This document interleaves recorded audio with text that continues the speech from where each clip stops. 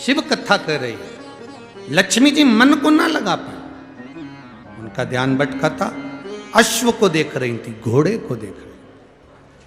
जब अश्व को देख रही हैं, घोड़े को देख रही हैं, भगवान नारायण ने नेत्र खोलकर देखा तो लक्ष्मी जी क्या, घोड़े पर ध्यान था तो लक्ष्मी जी को देखकर भगवान नारायण को क्रोध आ गया और उन्होंने कह दिया, लक्ष्मी मेरा श्राप है तुझे,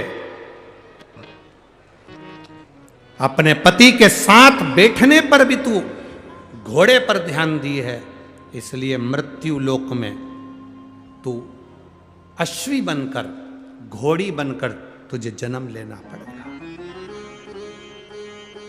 अश्वी बनना पड़ेगा, तुझे घोड़ी बनकर जन्म लेना पड़ेगा, मृत्यु लोक में तुझे जाना पड़ेगा। लक्ष्मी जी की आंख में जल भर गया,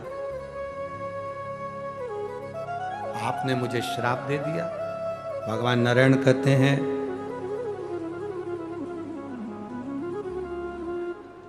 पति के साथ में होने पर, पति जब बोल रहा है, बात कर रहा है, धर्म पत्नी जब बात कर रही है, उसमें तुम्हारा ध्यान भटकना नहीं चाहिए।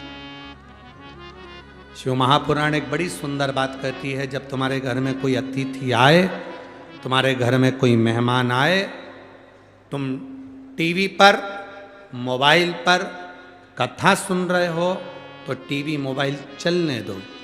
यदि तुम्हारे घर में कोई अतिथि आए, मेहमान आए और तुम टीवी पर, मोबाइल पर कोई एडवर्टाइज देख रहे हो, कोई सीरियल देख रहे हो, कोई नाटक देख रहे हो, कोई न्यूज़ सुन रहे हो, तो भले टीवी बंद कर दो और अतिथि का आदर करो, सम्मान करो। हम गलती क्या करते हैं, अतिथि आता है, टीवी चलती रहती है और आप उस टीवी में अपना मन लगा कर रखते हो और अतिथि का आदर नहीं कर पाते, सम्मान नहीं कर पाते। उस समय पर तुम्हारा ध्यान उस अतिथि में होना चाहिए। लक्ष्मी तुमने गलती करी, जब पति के साथ बैठी हो, पति के साथ रह रही हो, पति के साथ बात कर रही हो और तुम्हारा ध्यान इस अश्व में चले गया, इस घोड़े में चले गया, मैं तुम्हें श्राप देता हूं, पृथ्वी पर तुम्हें अश्वी बनकर जन्म लेना पड़ेगा, घोड़ी बनकर जन्म लेना पड़ेगा। लक्ष्मी जी हाथ जोड़कर पति के चरणों में नमन करने लगी, आप मुझे क्षमा करो। नारायण कहते हैं तुम्हें जाना पड़ेगा और आज का दिन तुम मृत्यु लोक में जाओगी, पर कल तुम्हें अश्वी बनकर जन्म लेना ही है। लक्ष्मी जी उसी समय पर बैकुंठ से, स्वर्ग से पृथ्वी पर आ गई। जब पृथ्वी पर लक्ष्मी जी आई, लक्ष्मी जी ने देखा, जैसे पृथ्वी पर आकर लक्ष्मी जी देख रही कि बहुत घोर अंधेरा है, भयंकर अंधेरा।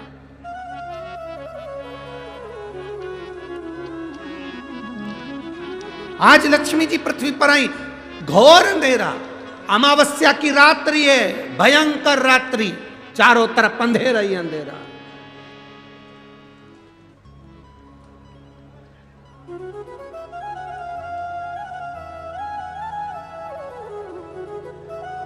लक्ष्मी जी पृथ्वी पर आते से मृत्यु लोक में जब भ्रमण करने लगी, और भ्रमण करते करते लक्ष्मी जी ने विचार करा मैं कहां जाऊं, एक रात्रि की बात है, आज मैं इस अंधेरे में कहां जाऊंगी। रात्रि का समय था, लक्ष्मी जी भ्रमण करती हुई चारों तरफ देख रही थी, सबके दरवाजे बंद थे, सबकी खिड़कियां बंद थी, सबका द्वार बंद था, कहीं लक्ष्मी जी को जाने की जगह नहीं मिली। एक दरवाजा खुला था और वहां पर एक मिट्टी का दिया जिसमें से प्रकाश टिमटिमा रहा था।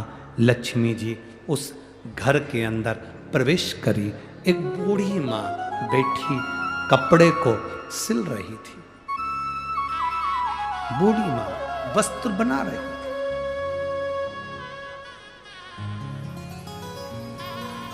एक बूढ़ी मां वस्त्र बना रही है, एक बूढ़ी मां कपड़े को सिल रही है। अब लक्ष्मी जी अंदर जाकर बूढ़ी माता को नमन किया, प्रणाम किया। लक्ष्मी जी ने कहा, मां क्या मैं एक रात्रि आपके यहां रुक सकती हूं? बूढ़ी मां काम में लगी हुई थी, उसने गादी बिछा दी, एक तकिया दे दिया और लक्ष्मी जी को पहचानी नहीं, इतना कहा, बहन आप आराम करो, आप रुको, आप रहो। मां मुझे भूख लग रही है। भूख लग रही है, कपड़ा छोड़कर मां, कपड़ा छोड़कर मां, कपड़े को छोड़कर मां उस माता लक्ष्मी को पहचानी नहीं, पर एक स्त्री के लिए भोजन ढूंढने के लिए गई। पर घर इतना साधारण सा था, बड़ी गरीब परिस्थिति का था। भोजन जितना बनाया था वो समाप्त हो चुका था, समाप्त।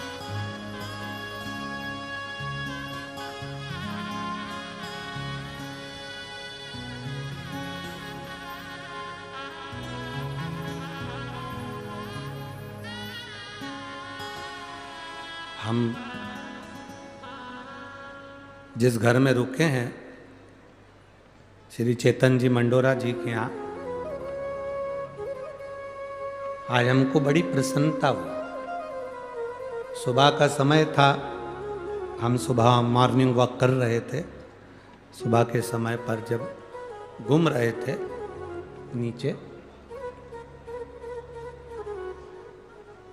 बाहर तो हम मॉर्निंग वॉक करने जाते नहीं हैं, क्योंकि जाते हैं तो लोग गाड़ी में बिठा के वापस घर छोड़ जाते हैं। तो हम वहीं पर सुबह के समय घूम रहे थे। इसमें इतने में चेतन मंडोरा जी की माता जी वहाँ आई और उन्होंने कहा, गुरुजी गाय को रोटी। हमने कहा लाओ हम देते। गौ माता को जब रोटी दी तो रोटी गर्म थी। हमारी आंख में जल भर गया। लोग इतनी सवेरे 5:30 बजे, 5:30 पौने 6 बजे इतनी सुबह लोग गाय को रोटी अगर देते हैं तो दूसरे दिन की कल की बची हुई बासी देते हैं। पर धन्य है ऐसी माँ जो गाय के लिए रोटी लेकर आई थी तो ताजी थी।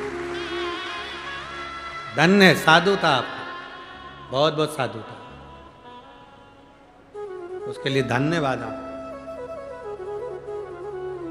ताजी रोटी गौ माता को दी। हम मन में सोचे कि यही भाव, ये संस्कार बच्चों में होना चाहिए, ये भाव होना चाहिए। कुछ अच्छा लगता है आपके नगर में, आपके गांव में, आपके क्षेत्र में, तो हम कहने में पीछे नहीं हटते, और जो बुरा लगता है उसको अगली कथा में कह देते हैं। यहीं की यहीं नहीं कहते।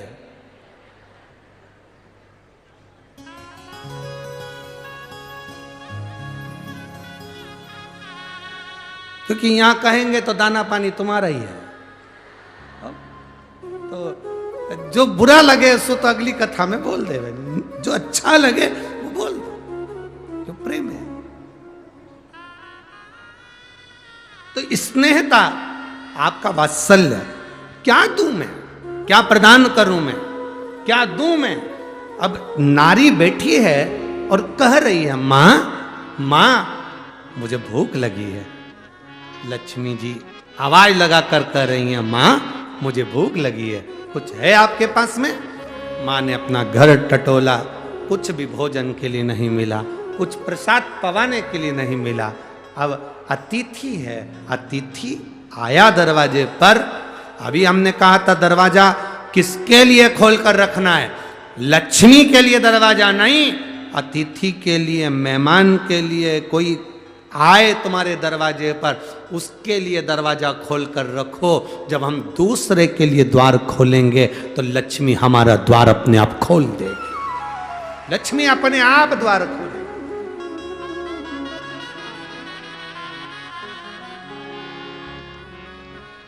मां भूख लगी है मुझे। इतने में बूढ़ी मां ने कपड़ा फेंका, वस्त्र बनाने वाला कपड़ा बूढ़ी मां ने जमीन पर डाला और कहती है, रुक जा बेटा, मैं अभी अंदर से आती हूं। भोजन देखती हूं। भोजन देखा, डब्बे में भोजन नहीं था, कुछ सामग्री नहीं थी। भोजन होता, कुछ सामान होता तो बना देती, पर ये तो रोज कपड़ा सिलती है, कपड़ा बनाती है, बेचती है, धन आता है, कपड़ा बेचकर जो पैसा मिलता है उसको आनंद में धारण कर लेती है।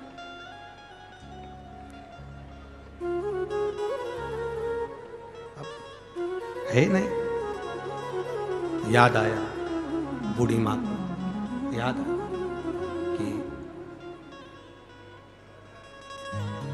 जब मेरा विवाह हुआ था, बूढ़ी माँ की शादी, और बूढ़ी की उम्र है 75 वर्ष की, और शादी की उम्र का ध्यान स्मरण आया कि मेरे पास कुछ नहीं, पर मेरी जब शादी हुई थी, पूजन अभिषेक जब किया गया था, मेरे पिताजी के पास में देने के लिए कुछ भी नहीं था। उन्होंने अपने एक वृक्ष में से शहद मधु को लाकर मुझे दे दिया था। वो मधु का डब्बा मेरे पास में रखा हुआ, शहद का डब्बा मेरे पास रखा हुआ, शहद का डब्बा, मधु का डब्बा मेरे पास। वो शहद का डब्बा मेरे पास में है, वो मधु का डब्बा मेरे पास है। मधु अब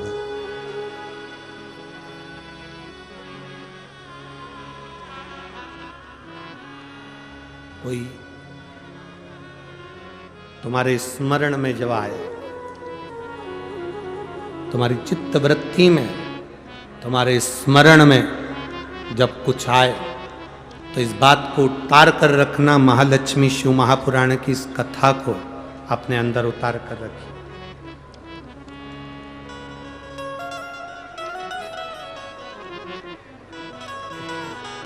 राम सिंह तो लिख कर दो।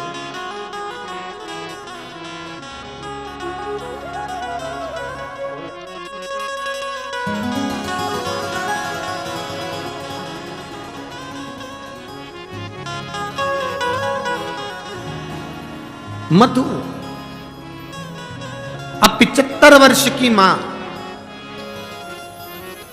75 वर्ष की बूढ़ी मां, और 75 वर्ष की बूढ़ी मां और उसके विवाह में जो पिता ने शहद दिया था, मधु दिया था, 75 वर्ष की।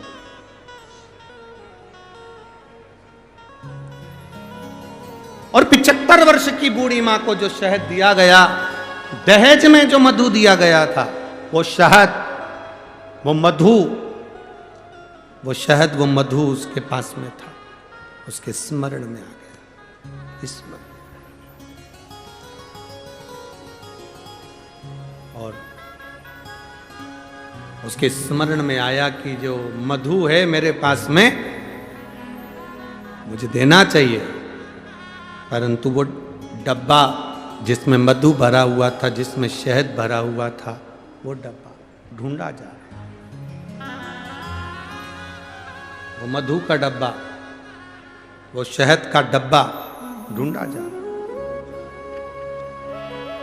और मधु का डब्बा जब ढूंढने के लिए बूढ़ी मां लगी, दरवाजे पर जो दीप लगा हुआ था प्रकाश के लिए, वो दीप को उठाकर लेकर आई। अपने द्वार पर आए हुए अतिथि का आदर, सम्मान, सत्कार कैसा होना चाहिए, ये शिव महापुराण की कथा कह रहे। आपके द्वार पर आया हुआ अतिथि, उसका आदर, उसका सम्मान, उसका सत्कार कैसा होना चाहिए, शिव पुराण बता रहे। इसीलिए इस महाराष्ट्र की पवित्र भूमि पर जगह जगह पर लिखा रहता है, अतिथि देव भव।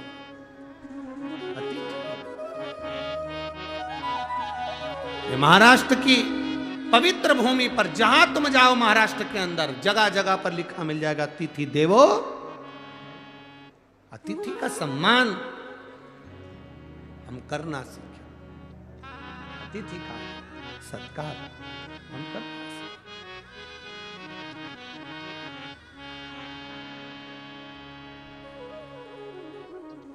देखा मधु का डब्बा, शहद की डब्बी ढूंढ रही, मिला। प्रकाश की रोशनी में देखा गया, और प्रकाश की रोशनी में वो डब्बा प्राप्त हुआ। मधु निकाला, शहद निकाला, और वो शहद बूढ़ी मां माता लक्ष्मी जी के पास लेकर गई। बूढ़ी माता लक्ष्मी जी के नजदीक लेकर।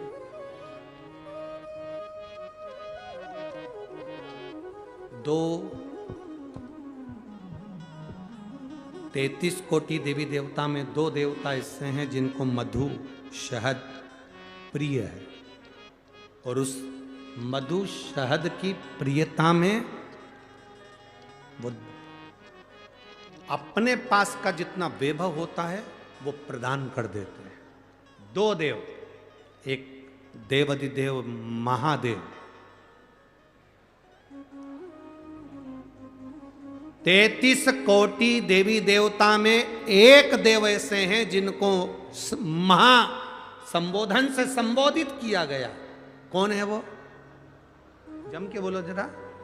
महादेव, जिनको महासंबोधन से संबोधित किया गया, संबोधित किया। और 33 कोटि देवताओं की जो धर्म पत्नियां हैं, देवियां, उन देवियों में केवल एक देवी है जिस देवी के नाम के आगे महा का संबोधन लगाया गया, वो केवल एक लक्ष्मी है जिसे महालक्ष्मी कहा गया। महासंबोधन, एक महादेव है और दूसरी महालक्ष्मी। बाकी के किसी देवी के आगे महा का संबोधन नहीं दिया गया। महालक्ष्मी का संबोधन त्रिदेवी में, पार्वती मैया हो, सरस्वती मैया हो, उसमें महालक्ष्मी का संबोधन, महासंबोधन लक्ष्मी के आगे आया।